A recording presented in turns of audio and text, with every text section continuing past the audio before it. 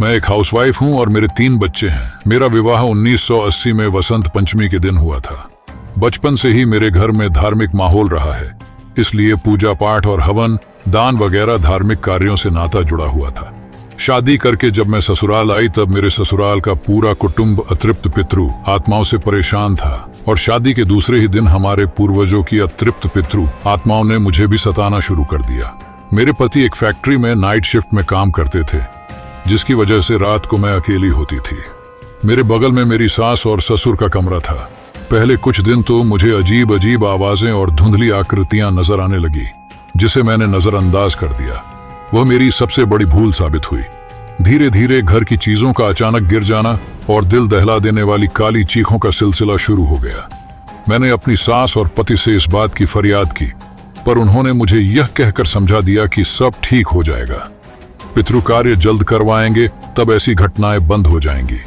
मैंने भी हिम्मत बांध ली और अपनी परेशानियों का मुकाबला करने लगी। मेरे साथ जो घटना घट रही थी वह सपने में घट रही थी कि हकीकत में, इस बात को आज तक मैं समझ नहीं पाई हूँ।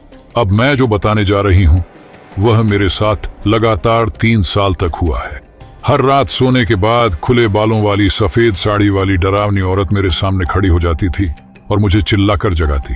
अंधेरे में उसकी आंखें लाल चटक चमकती दिखाई देती थीं और उसके पीछे एक गुस्सैल पुरुष भी खड़ा रहता था। वह दोनों मुझे खींचकर मेरे घर से बाहर ले जाते और मुझे कहते कि अगर मैं रोई या चिल्लाई तो वह मुझे ऐसी जगह ले जाएंगे कि वहां से मैं कभी लौट कर वापस नहीं आ पाऊंगी। मैं डरी सहमी उनके साथ साथ चल देती। वह दोनों रोज मुझे मेरे हाथ से पकड़कर खींचते हुए मीलों मील दूर ले जाते।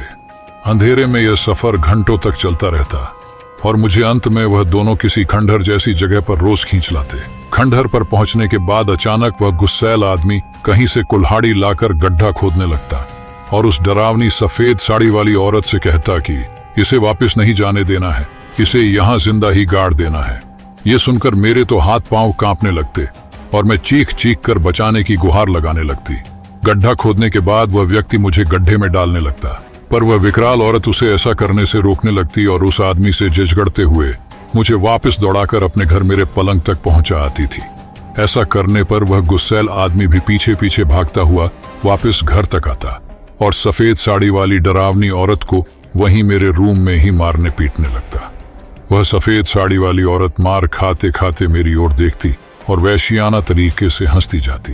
पूरी रात यह डरावना मंजर मेरे साथ चलता रहता और मैं डरती कांपती यह सब सहती रहती। और सुबह होते ही वह दोनों जाने लगते हैं और जाते हुए कहते कि तुम्हें लेने के लिए हम फिर आएंगे, और फिर वह दोनों गायब हो जाते। 3 साल तक यह आतंक झेलने के बाद मैं बीमार हो गई और मेरे माता पिता मुझे ससुराल से मेरे घर मायके ले गए। फिर मेरे पिताजी ने मेरे ससुर जी और सास से चंडी पाठ और अतृप्त पितृ शांति कार्य करवाने को कहा। विधिवत धार्मिक कार्य संपन्न करने के बाद कभी फिर मुझे वह डरावना अनुभव नहीं हुआ है और पुरोहित से पूछवाने पर पता चला कि वह लोग मेरी सास के देवर और देवरानी थे और मेरी सास के पास जा नहीं पा रहे थे, इसलिए मुझ पर ही कहर ढा रहे थे।